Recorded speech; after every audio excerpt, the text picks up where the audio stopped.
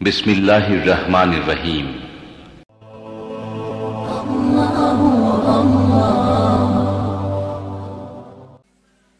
সূর্যের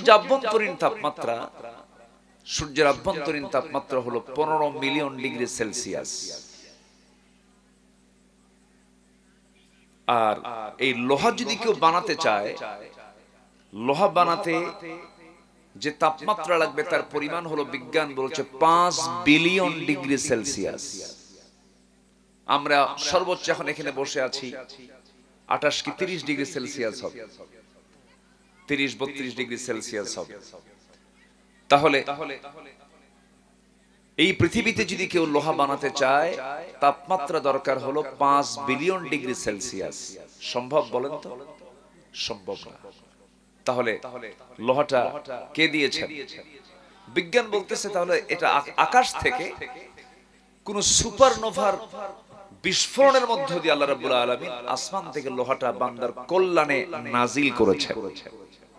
ওয়া আনজালনাল হাদিদ, আমি লোহাকে নাজিল করেছি। তাহলে বলুন, এই যে আমি মাইকে কথা বলছি, মাইকে আওয়াজ পাচ্ছেন, এই যে এখানে অনেকগুলো স্পিকার, তারপরে রেকর্ডার, ক্যামেরা, মাইক, লাইট, সবকিছুতেই কিন্তু লোহা আছে না নাই বলেন তো? লোহা আছে। লোহা ছাড়া পৃথিবীর কোনো কিছুই চলমান নয়, চলবে না, অচল হয়ে থাকবে। এই যে ইন্ডিয়া পাকিস্তান যে যুদ্ধ হলো, যে মিসাইল গুলো মারলো, যে হামলাগুলো হলো, তারপরে বিমান হামলা হলো, এই যে সমস্ত কিছু আমরা যা চোখে দেখতে পাচ্ছি, এগুলো সব সৃষ্টির পিছনে মূল উপাদান কি বলুন তো? লোহা। লোহা ছাড়া কিছুই হয় না। এই যে ধান কাটবেন, কি দিয়ে কাটেন ধান? কাছে কি দিয়ে বানানো? লোহা দিয়ে। জামা ছিঁড়ে গেছে, ছোট্ট একটা সেলাই দরকার, সেই সেলাইটা দিবেন, কি লাগবে? লোহা লাগবে। সুই ছাড়া উপায় নেই। আপনার শরীরটা কেটে গেছে, ফেটে গেছে, অ্যাক্সিডেন্ট করেছে, সেলাই দরকার, কি দিয়া? লোহা দিয়া। লোহা ছাড়া উপায় নাই। আল্লাহ তাআলা লোহা নামে একটা সূরা নাযিল করেছেন। আল্লাহ রাব্বুল আলামিন বলেন, وَأَنزَلْنَا الْحَدِيدَ فِيهِ بَأْسٌ شَدِيدٌ وَمَنَافِعُ لِلنَّاسِ। আমি লোহা নাজিল করেছি যার মধ্যে রয়েছে প্রচন্ড শক্তি এবং মানুষের জন্য উপকার। প্রচন্ড শক্তি যার মধ্যে রয়েছে, এই যে আল্লাহ রাব্বুল আলামিন কত আগে এই তথ্যটা দিলেন। এই লোহা কিন্তু পৃথিবীর কেউ বানায় নাই। দিনাজপুরের গ্যাসের খনি, সিলেটের গ্যাসের খনি, দিনাজপুরের কয়লার খনি, সৌদি আরবের সোনার খনি, এরপরে তেলের খনি, যত খনির কথা আমরা জানি, সব খনিগুলো মাটির নিচে, মাটি থেকে আমরা এগুলোকে পেয়ে থাকি। কিন্তু আল্লাহ রাব্বুল আলামিন যে লোহা নামক যে নিয়ামত আমাকে আপনাকে দান করেছেন, এই লোহাটা আল্লাহ রাব্বুল আলামিন পৃথিবীর কোনো মাটিতে রাখেন নাই। আল্লাহ রাব্বুল আলামিন লোহাটা আসমান থেকে নাজিল করেছেন। জোরে বলি সুবহানাল্লাহ। ওয়া আনজালনাল হাদিদ, আমি লোহা নাজিল করেছি। সূর্যের আভ্যন্তরীণ তাপমাত্রা হলো 15 মিলিয়ন ডিগ্রি সেলসিয়াস। আর এই লোহা যদি কেউ বানাতে চায়, লোহা বানাতে যে তাপমাত্রা লাগবে তার পরিমাণ হলো, বিজ্ঞান বলছে 5 বিলিয়ন ডিগ্রি সেলসিয়াস। আমরা সর্বোচ্চ এখন এখানে বসে আছি 28 কি 30 ডিগ্রি সেলসিয়াস হবে, 30-32 ডিগ্রি সেলসিয়াস হবে। তাহলে এই পৃথিবীতে যদি কেউ লোহা বানাতে চায়, তাপমাত্রা দরকার হলো 5 বিলিয়ন ডিগ্রি সেলসিয়াস। সম্ভব বলেন তো? সম্ভব না। তাহলে লোহাটা কে দিয়েছেন? বিজ্ঞান বলতেছে তাহলে এটা আকাশ থেকে কোন সুপারনোভার বিস্ফোরণের মধ্য দিয়ে আল্লাহ রাব্বুল আলামিন আসমান থেকে লোহাটা বান্দার কল্যাণে নাজিল করেছেন।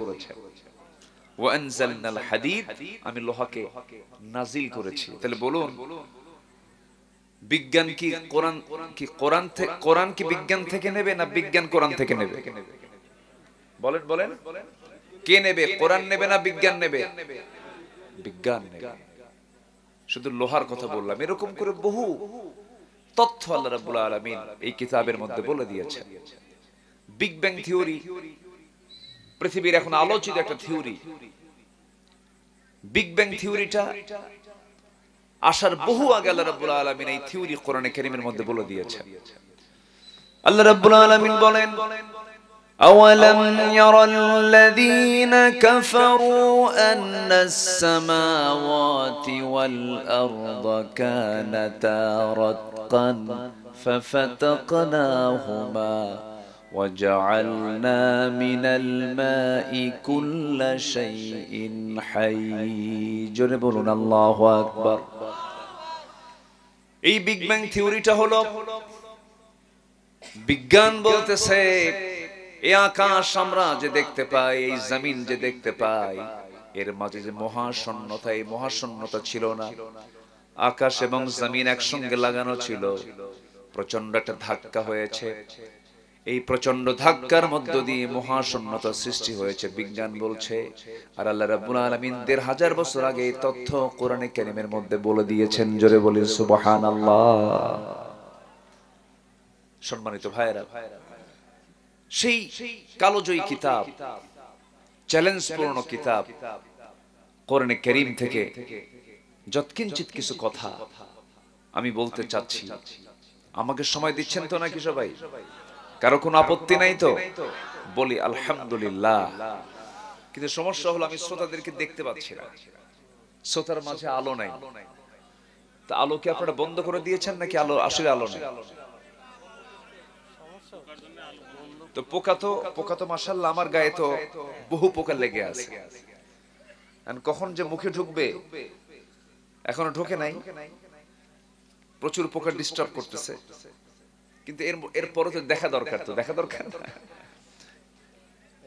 শ্রোতা যদি আলোকিত না হয়, আমি তো কথা বলে মজা পাচ্ছি না। একটু দেখেন তো, যাই যারা ডেকোরেটরের দায়িত্বে যারা আছেন, প্রথম দিকের কিছু আলো দিয়ে দেন। আলো না দিলে তো দেখা যাচ্ছে। জি সম্মানিত ভাইয়েরা, লোকজন যা এসেছেন আলহামদুলিল্লাহ, মাশাআল্লাহ। একটু আমাকে সময় দিবেন। আমরা কোরআনকে মুক্ত মনে শোনার পরিবেশ পেয়েছি। এই পরিবেশ উপহার দিয়েছেন কে বলেন তো? কে দিয়েছেন? আল্লাহ দিয়েছেন। কিন্তু